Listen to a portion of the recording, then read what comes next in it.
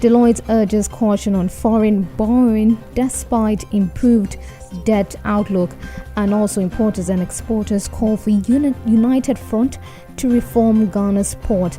And on the international scene, Amazon rolls out same-day fresh food delivery to over 1,000 US cities. Now let's settle for the details of the story. And also our first story, Deloitte Ghana is advising government to be cautious in returning to the international capital market despite notable improvement in the country's debt profile and encouraging assessment from global rating agencies.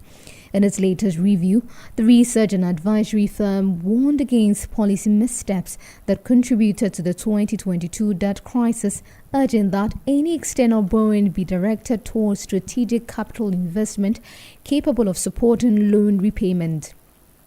Ghana's debt-to-GDP ratio has fallen sharply from 78.5% in December 2021 to 43.8% in June 2025, well below the 70.6% recorded in June last year. This places the country closer to its medium-term target of 55% by 2028 under the International Monetary Fund program.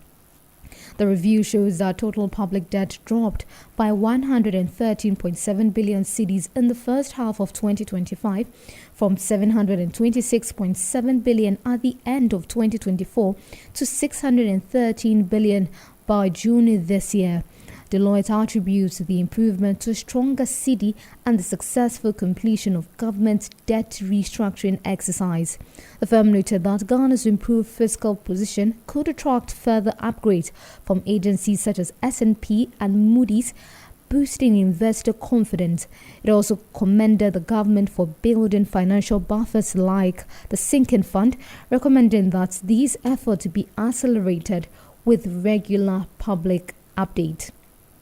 Now, away from that, the Importers and Exporters Association of Ghana is calling on all trade and logistics industry players to unite in pushing for reforms at the country's port. Executive Secretary Samson Awinkobet says a collective front will boost negotiating power, enhance policy influence, and fast-track changes toward fairer and more efficient port operations. The association is proposing closer collaboration among groups, including the Ghana Union of Traders Association, the Ghana Institute of Freight Forwarders, and the Traders Advocacy Group and the Food and Beverages Association of Ghana. It believes that unified action will compel shipping lines, terminal operators, and service providers to address long-standing grievances, improve service delivery, and make Ghana's port more competitive and business-friendly.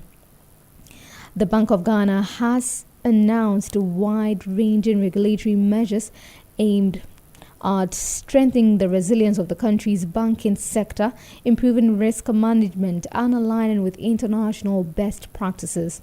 The new directives cover credit governance, liquidity safeguards, foreign exchange compliance, and the long-term sustainability of banking business models. Under the Credit Risk Management Directive, banks will be required to adopt stricter underwriting, loan monitoring, and provisioning standards while taking decisive action against deliberate defaulters.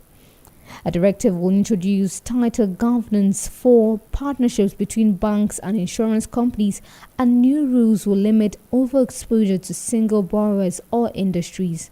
To protect liquidity, banks must maintain sufficient high-quality liquid asset to withstand a 30-day stress scenario. The central bank will also close loopholes in reserve requirement, address the misclassification of deposit, and clarify rules for electronic money float account. In addition, enforcement of the Foreign Exchange Act will be strengthened with stricter controls on remittance channels, exchange rate, and reporting requirement. The reforms also include a strategic review of banks' business models to ensure long-term viability in the face of changing customer needs, technological disruption, and climate-related risk. The Bank of Ghana says the measures are part of a comprehensive regulatory framework designed to enhance the sector's global competitiveness while supporting sustainable economic growth. Amazon has expanded its same-day fresh food delivery service to more than 1,000 cities across the United States, marking one of its most significant moves in the grocery sector. The service allows customers to purchase perishable items such as dairy, meat, and seafood alongside other Amazon products in a single checkout. Prime members in most areas will receive free delivery on orders above $25, while non-Prime customers can access the service for $12.99 per order. The company plans to reach 2,300 cities by the end of the year, with further growth into 2026.